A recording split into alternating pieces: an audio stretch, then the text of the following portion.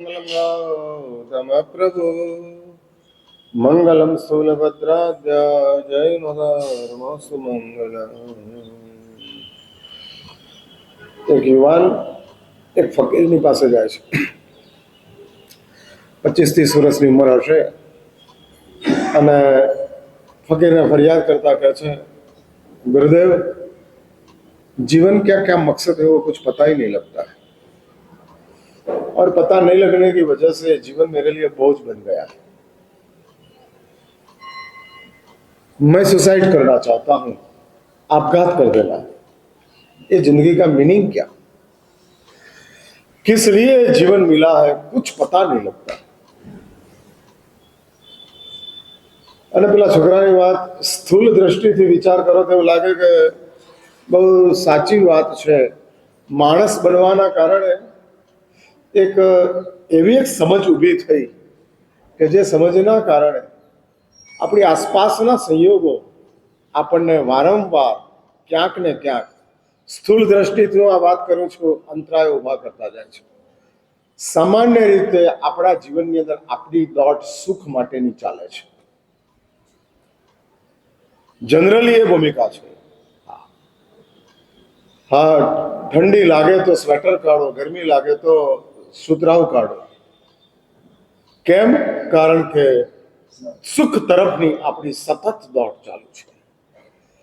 અને સંસારના સુખ એવી ભૂમિકામાં છે કે પાપ ન કરો ત્યાં સુધી સુખ આવતા નથી. આ વાત બરાબર સમજજો. તમે પાપ ન કરો ત્યાં સુધી સુખ આવતું નથી. એટલે આપણા જીવનની અંદર સુખની જે પરિભાષા છે એ પરિભાષાને પ્રાપ્ત કરવા માટે પાપ કરવા પડે તેવા છે. અને જ્યાં પાપની મેટર આવે છે ત્યાં ધર્મ અંતરાય બને છે કે ભાઈ પાપ કરાય જ નહીં.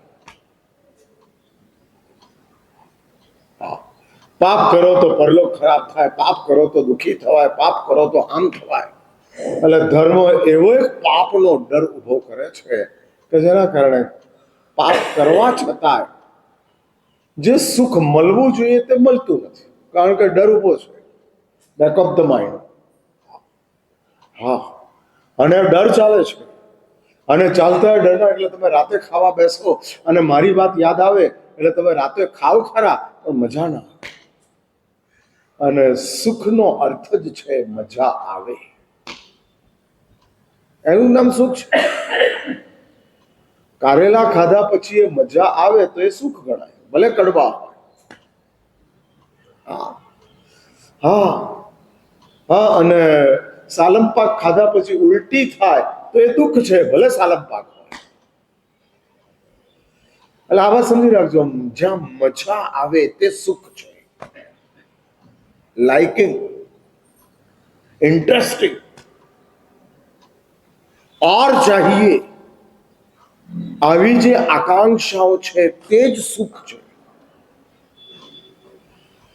અને ધર્મ પાપની ના પાડે છે. ઇનડાયરેક્ટલી ધર્મ કહે છે તમે જે સુખ માટે દોડો છો એ સુખ સુખ નથી. એટલે આ જીવન મળ્યા પછી એક સાઈડની ઉપર ધર્મ આપણને ખેંચે છે. એટલે ધર્મ કહેવાતા સુખથી દૂર કરવાની વાત કરે છે. તો વાઇસ વર્સા, જે સંસાર છે, જેને તમે સંસાર કહો છો, એ સંસાર કહે છે કે દુઃખી ન થવાય. ધર્મ કહે છે પાપી ન થવાય અને સંસાર કહે છે દુઃખી ન થવાય. હા, તમારો સંસાર તમને આ જ વાત સમજાવે છે. હા, આ જ દુઃખી ન થવાય. જે કરવું પડે તે કર પણ દુઃખી ન થવાય. અહીંથી ચાલતા અમદાવાદ પહોંચાય પણ દુઃખી થવું પડે. એટલે સંસાર કહે છે કે સાધન મળતું હોય તો સાધન પકડીને અમદાવાદ પહોંચ, દુઃખી ન થવાય. સમજાય છે ને ગાંધીનગર વાળાને મારી વાત? હા, એટલે આ મગજમાં આમ આવે છે ને કે ધર્મ એક બાજુ કે છે પાપી ન થવાય અને ઇનડાયરેક્ટલી ધર્મ કહે છે કે તમે જે સુખ માટે દોટ કાઢી છે ઉભા રહો. કારણ કે પાપ કર્યા સિવાય સુખ આવતું જ નથી. હા, એટલે તમારી જર્ની શરૂ થાય છે. પહેલું સ્ટેશન પાપ છે, પછીનું સ્ટેશન સુખ છે. હા, એટલે સુખ માટેની જર્ની વાયા પાપ છે. વાયા પાપથી જ આવે છે અને એ જ રસ્તે જવાય છે. એ જ રસ્તે અને એ જ ભૂમિકા ઉભી થાય છે. એટલે વર્ષી તપની અંદર ઉપવાસ બરાબર, બેસણું શું? હા, મજાથી થાય, મજાથી. અને એ જ ભૂમિકા છે. એટલે સામૂહિક વર્ષી તપની અંદર બેસણું જ સામૂહિક હોય, બાકી કશું સામૂહિક ન હોય. હા, એક હવે પરંપરાઓ ચાલુ થઈ ગઈ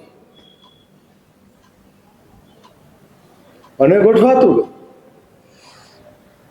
માટે જ ધર્મ પાપી બનતા અટકાવે છે અને સંસાર દુઃખી બનતા અટકાવવાની વાત કરે છે. દુઃખી ન બનાય, દુઃખી ન બનાય. તમે સાધુ નથી થતા એની પાછળનું કારણ શું? સાધુ જીવન નથી ગમતું માટે? હા, હા, ગમે, પણ સાધુ જીવનમાં દુઃખ છે માટે. હા, કેટલી બધી પાબંદી આવી જાય, કેટલા બધા રિસ્ટ્રિક્શન આવી જાય અને આવેલા રિસ્ટ્રિક્શનો આપણને ફાવતા નથી. એટલે તમને સાધુ ગમે છે, સાધુ જીવન ગમે છે, સાધુઓને સાચવવા ગમે છે, સાધુઓની સેવા કરવી ગમે છે, પણ તમને સાધુ થવું ગમતું નથી. કારણ એક જ છે કે સાધુ જીવન દુઃખ વાળું છે. એમ આઈ રાઈટ? બરાબર? હા, હા, તમે જેને દુઃખ ગણો છો એ દુઃખ છે જ. હા, હા, ઉચ્ચ કોટીના મહાત્માઓ ઠંડીની અંદર એક જ કામળી વાપરે છે. ભલે કડકડતી ઠંડી લાગતી હોય, રાત્રે 2 વાગે ઊંઘ ઉડી જતી હોય તો ભલે ઉડી જાય, પણ એક કામળીથી વધારે નહીં. હા, બ્લેન્કેટ બેન્કેટ ઉચ્ચ કોટીના જે મહાત્માઓ છે, શાસ્ત્રો એને બ્લેન્કેટ વાપરવો તે અસંયમ છે, ન વપરાય.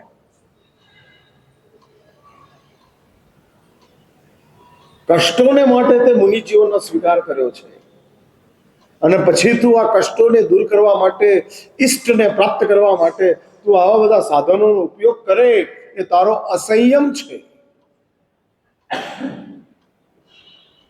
એટલે બ્લેન્કેટ વાપરવો તે સંયમમાં અસંયમ. હા, સંયમમાં અસંયમ. અને એસી ની અંદર તમને ઠંડી લાગે અને તમે રજાઈ ઓઢો એ અસંયમમાં સંયમ. હા, એસી બંધ થાય તો ગરમી લાગે, એસી ચાલુ રહે તો ઠંડી લાગે, એટલે આપણે ઓઢી લઈએ. એટલે આ અસંયમની અંદર સંયમ.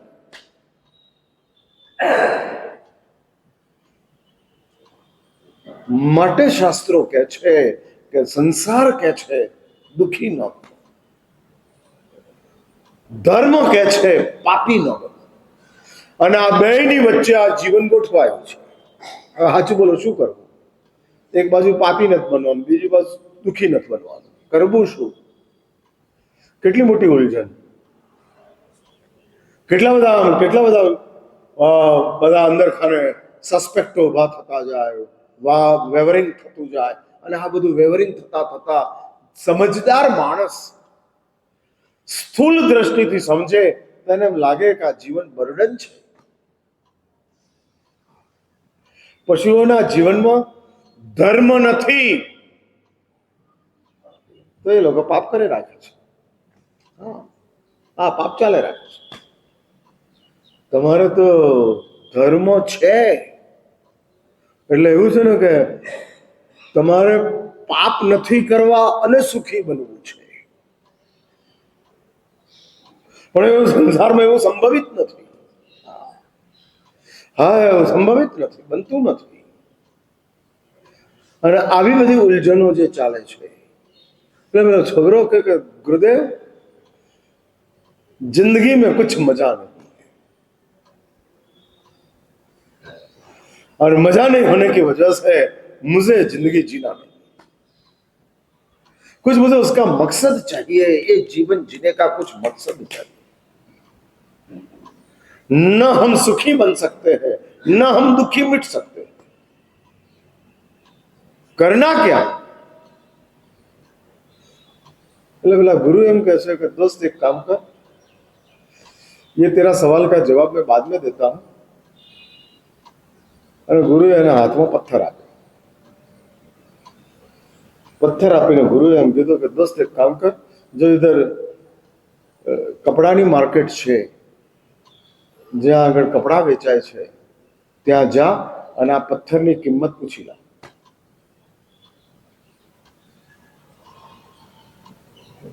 જાય છે, હા, મસ્કતી માર્કેટમાં પહોંચે છે.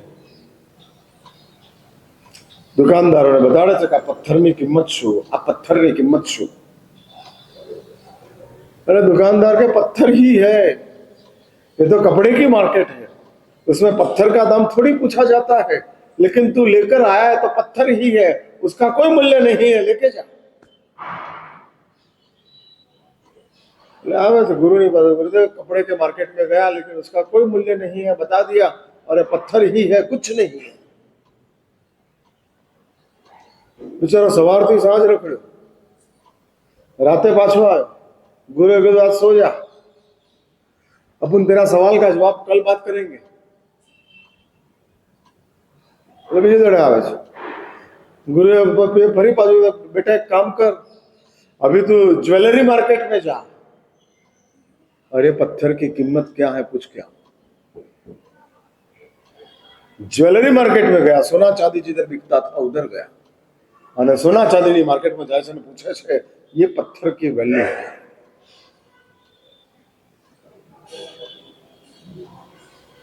એટલે સોના ચાંદી વાળો કહે છે કે ભાઈ આ તો જ્વેલરીનું કામ ચાલે છે, સોના ચાંદી વેચાય છે, આ પથ્થર અમે ઓળખતા જ નથી, તેની કિંમત શું અમે કહીએ, કઈ છે જ નહીં, લઈ जा. पर बोला कि कुछ तो होगा ना, उसका कुछ दाम तो होगा, गुरुदेव ने दिया है तो कुछ उसकी कीमत तो होगी. तुझे यदि बहुत ज्यादा जिक्र कर रहा है तो 50-100 रुपया आ सकता है, मैं तुझे दे देता हूं, छोड़ के जा. गुरु ने तो सिर्फ दाम पूछा है, मूल्य पूछा है, बेचने की बात नहीं की है. वापस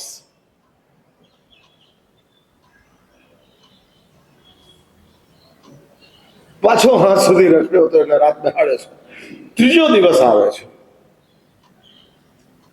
અને गुरु કહે છે કે काम कर, नगर में बहुत बड़ा झवेरी बाजार है, उधर पहुंच.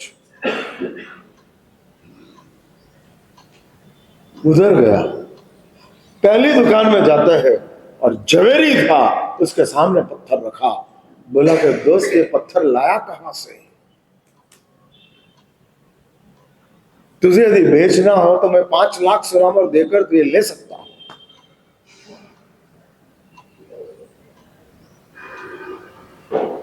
नहीं, गुरु ने सिर्फ उसका दाम पूछा है, बेचने की बात नहीं कही है.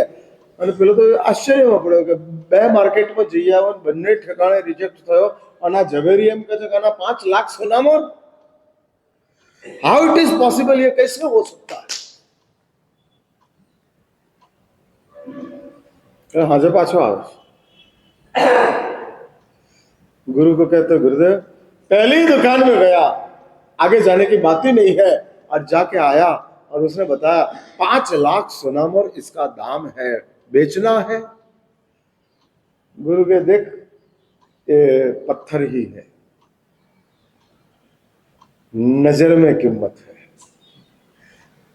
हाँ, वस्तु में कीमत नहीं है, नजर में कीमत है. पदार्थ मूल्यवान होतो ज નથી, આપણી દ્રષ્ટિ મૂલ્યવાન હોય છે. પદાર્થ કુછ ભી હો, એની કોઈ કિંમત નથી. અને નૌકારની કિંમત નથી, કારણ કે નૌકાર પદાર્થ છે. ગિરિરાજ શત્રુંજયની કિંમત નથી, કારણ કે પદાર્થ છે. તપ ત્યાગ વ્રત જપ મુનિ જીવન એની કોઈ કિંમત નથી. તમારી દ્રષ્ટિ શું છે એ મહત્વની ચીજ છે.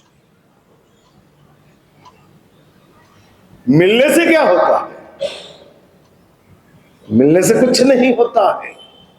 અને માટે પેલા ફकीर પેલા युवान ने કહે છે કે दोस्त तुझे मिला हुआ जो जीवन है वो जस्ट लाइक पत्थर, यदि तू कपड़े के मार्केट में घूमेगा तो उसकी कोई कीमत नहीं रहेगी. वैसे तू ये संसार की दुनिया में भटकता रहेगा और इस जीवन के मूल्य तू समझने का प्रयास करेगा, कुछ नहीं मिलेगा, शून्य है. हाँ, कुछ नहीं है, નથી. ઠીક છે, માટે મોટામાં મોટી ચીજ જો આપણી પાસે હોય તો એનું નામ છે મળેલી દ્રષ્ટિ. અને દ્રષ્ટિ આપણી વધુ સ્પષ્ટ થતી જાય, વધુ સ્વચ્છ બનતી જાય. જોવાની નજર સમજાતી જાય, બદલાતી જાય. એટલા માટે જ આ પ્રવચનો છે. એટલે એક વાત બહુ સ્પષ્ટ સમજી રાખજો, તમારી પાસે જે કોઈ ધર્મ ચાલે છે એ બધા પદાર્થો છે. જે તમે ધર્મ કરો છો એ ધર્મથી નરકમાં જનારાની સંખ્યા ઓછી નથી. સાંભળી મારી વાત? કાન ખુલ્લા છે ને? હા હા. એટલે જે ધર્મ કરો છો એનાથી મુનિ થઈને નરકમાં જનારાઓના નામો તમને યાદ છે? 7મી નરકમાં ચાલ્યા ગયા મુનિ થયા પછી. ઊંચામાં ઊંચો ધર્મ કરનારો અનશન લઈને બેઠેલો એવો એક શ્રાવક મરી અને બોરની અંદર જન્મ પામે છે. સાંભળ્યું છે? અનશન હતું. 14મો 15મો 17મો ઉપવાસ હશે. આહાર અને પાણી છોડી દીધા છે અને પોતાના ઘરની અંદર ધર્મ આરાધના કરે છે. શરીર હવે કામ કરતું નથી. આ શરીરને સાચવવાની અંદર વધારે પાપ કરવા પડે તેવા છે. ગાડી ત્યાં સુધી જ વપરાય કે ખર્ચ ઓછો આવતો હોય, પણ રિપેરિંગનો ખર્ચ વધી જાય પછી એ ગાડી શું કરવાનું? હા, કબાડી માર્કેટમાં આપી દેવાની. એમાં શરીર ગાડી છે. જો વધુ પાપ કરવા પડતા હોય અને પાપ કર્યા પછી પણ વધુ દુઃખી થવાતું હોય તો શાસ્ત્રો કહે છે પાપ કરવાનું છોડી દે, દુઃખી થવાનું છોડી દે, અનશન કર અને આ શરીરને છોડી દે. હવે બહુ મજા નથી, નહીં થાય. જ્યાં સુધી રિપેર થતું હતું ત્યાં સુધી દવાઓ લઈ લઈ, ઇન્જેક્શનો લઈ લઈ, ઓપરેશનો કરી કરી, ટેસ્ટ કરી કરી અને આ શરીરને આપણે લોકોએ સાચવ્યું. ઇટ્સ ઓકે, ઠીક વાત છે. પણ વપરાય પછી હવે સચવાય એમ છે જ નહીં. એટલે ભૂતકાળની અંદર આપણે ત્યાં આવી એક અનશનનો માર્ગ હતો અને તે અનશનના માર્ગની અંદર શરીરને ગ્રેજ્યુઅલી છોડતા જાઓ. કારણ કે હવે આ કામ નથી આવતું. અને આ શ્રાવકે અનશન કર્યું. જોકે હવે અનશનનો માર્ગ અત્યારે નથી, પણ દૈનિક ઉપવાસ થઈ શકે. જીવનભરના આહાર પાણીનો ત્યાગ, એનું નામ અનશન છે. પણ જીવનભરના નહીં, દરરોજના ઉપવાસ લઈ અને છોડી શકાય છે. એવા સ્થાનકવાસીઓમાં સંથારા વગેરે લેવાય છે. હા, અને આણે લઈ લીધું અને એની અંદર બન્યું એવું, બપોરનો ટાઈમ હતો. પેલા શ્રાવક, અનશની શ્રાવકને બપોરના ટાઈમે બહાર આવવાનું મન થયું, અને બહાર આવવાનું મન થવાના કારણે બહાર આવે છે. પોતાની પરસાળની અંદર બેસે છે,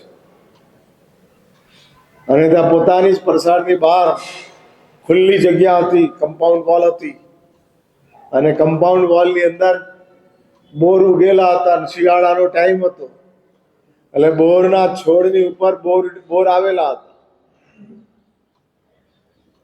પાકી ગયેલા બોર.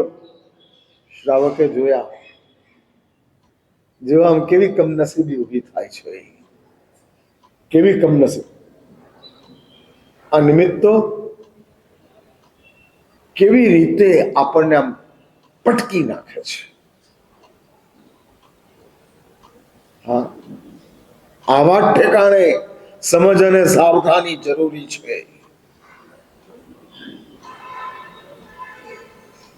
પુણ્યના ઉદયના કારણે સાનુકૂળ સંયોગો બધા જ પ્રાપ્ત થાય, અને સાનુકૂળ સંયોગોની અંદર આપણે બેભાન થઈ ગયા, કંટ્રોલ ગુમાવ્યો.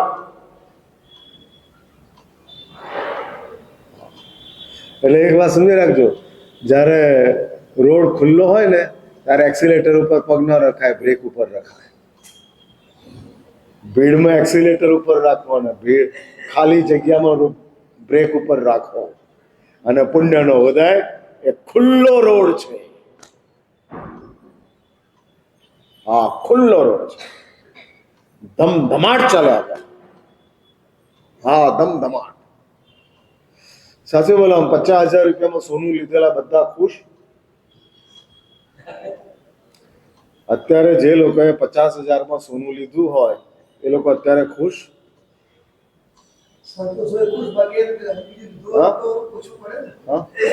એટલે તમને જ પૂછ્યું છું, તમને શું છે?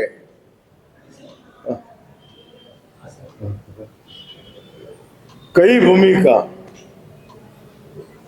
પછી 50,000 ઓછા થાય તો બીજું લેવાનું મન થાય તો સમજવાનું અસંતોષ છે. અને પછી 50,000 ઓછા થાય તોય બીજું લેવાનું મન નથી તો પૂર્ણ સંતોષ છે. એટલે આમ આવી એક ઝાડ ગોઠવાયેલી છે, અને ગોઠવાયેલી એ ભૂમિકાની વચ્ચે બહુ અઘરું કામ છે. મોટા મોટા માંધાતાઓ પોતાના નિમિત્તોની વચ્ચે ફસાઈ જાય છે, અને માટે શાસ્ત્રો કહે છે ધર્મનું કામ નિમિત્તોથી બચાવવાનું, અને ઘરનું કામ નિમિત્તો આપવાનું છે, અને સંસારનું કામ સંસ્કારોને જગાડવાનું છે. આ 3 ભૂમિકા સમજી લેજો. ધર્મ નિમિત્તોથી દૂર રાખવાનું કામ કરે છે. દૂર રહો, દૂર રહો, દૂર રહો, કે જેના કારણે સંસ્કારો જાગે જ નહીં. હા, જાગે જ નહીં. ગેસના બાટલામાંથી ગમે એટલો ગેસ લીક થતો હોય, આગ ન લાગે જો દિવાસળી ન હોય તો. ત્યાં આગળ કોઈ ચિનગારી આવે નહીં. એટલે સંસ્કારો તો ગેસ છે, નિમિત્તો એ દિવાસળી છે.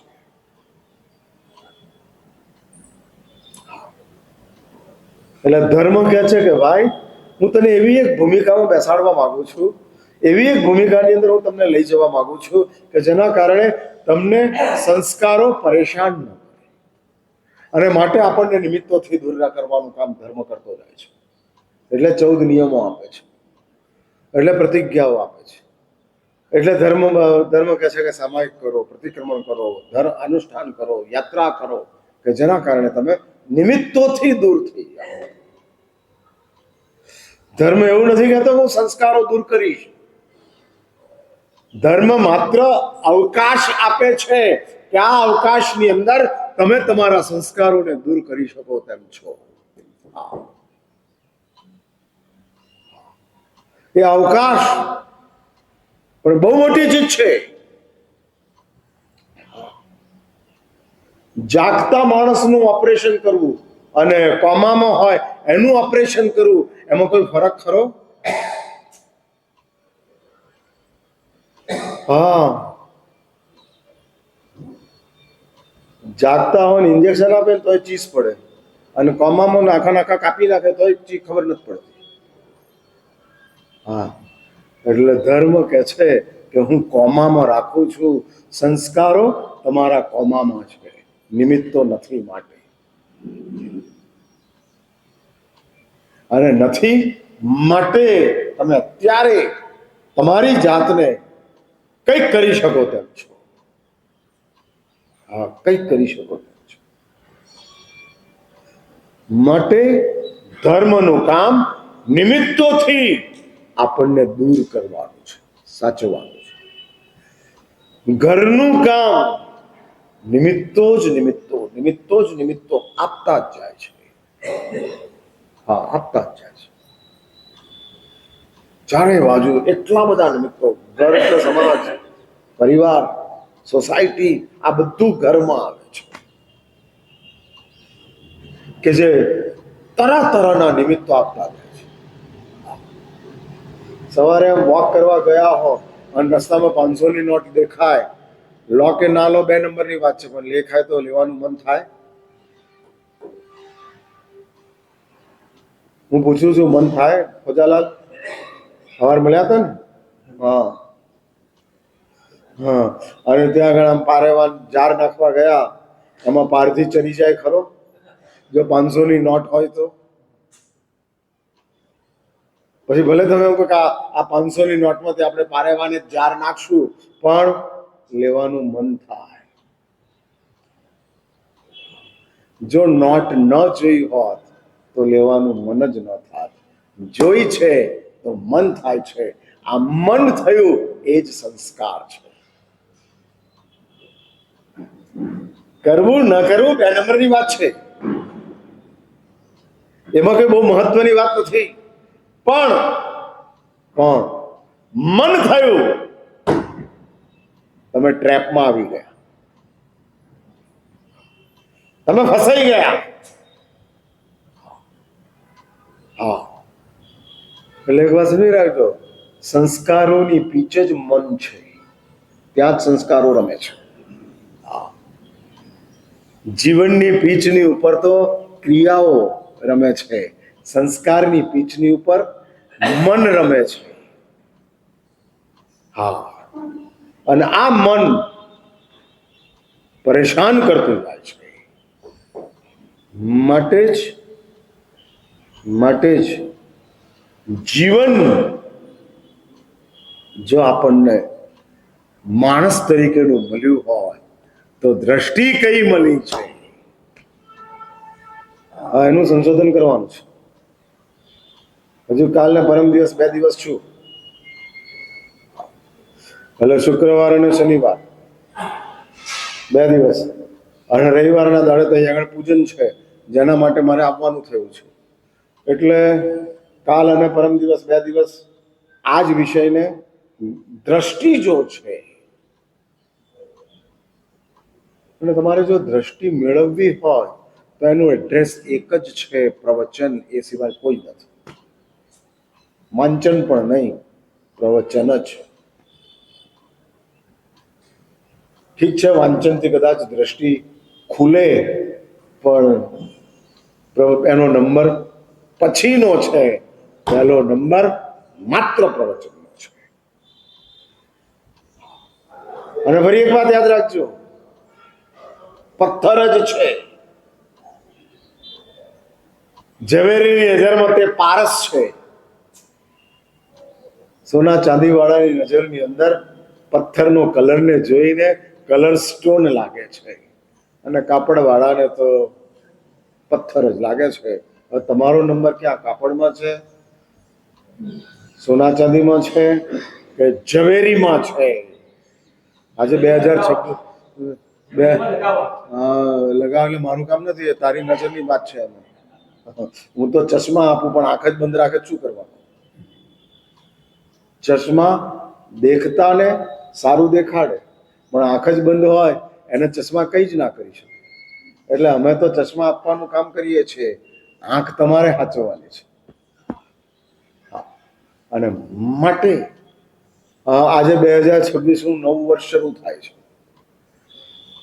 ભારતીય પરંપરાની અંદર તો દીપાવલી જ નવું વર્ષ છે, પણ અત્યારે ચાલે છે અને આખો આપણો વ્યવહાર, આખો આપણો વ્યવસાય અને આખી આપણી લાઈફસ્ટાઈલ વેસ્ટર્ન કલ્ચરની સાથે ગોઠવાયેલી છે. અને વેસ્ટર્ન કલ્ચરની અંદર આજથી 2026ની સાલની શરૂઆત થાય છે, આજથી. એટલે તમારા બિઝનેસ એકાઉન્ટ માર્ચમાં ગણાય છે, દિવાળીમાં જ ગણાતા. માટે આજથી આ વર્ષ શરૂ થાય છે. દ્રષ્ટિ પ્રાપ્ત કરો. જીવન બદલવાની વાતો ખૂબ સાંભળી, દ્રષ્ટિ બદલવાની વાતો ક્યારેક સાંભળવા મળે છે. ગંભીર બનો, સમજદાર બનો, અને આ બદલાવ, હા, ભલે તમે સંસારમાં રહો, ભલે તમે ભોગ વૈભવોની અંદર રહો, કોઈ પ્રોબ્લેમ નથી, કોઈ પ્રોબ્લેમ નથી. અમે તમારા ભોગોના વિરોધી છીએ જ નહીં. હા, છીએ જ નહીં. જે કરવું હોય દ્રષ્ટિ એકવાર સ્પષ્ટ કરી દો. અને દ્રષ્ટિ શું ચીજ છે?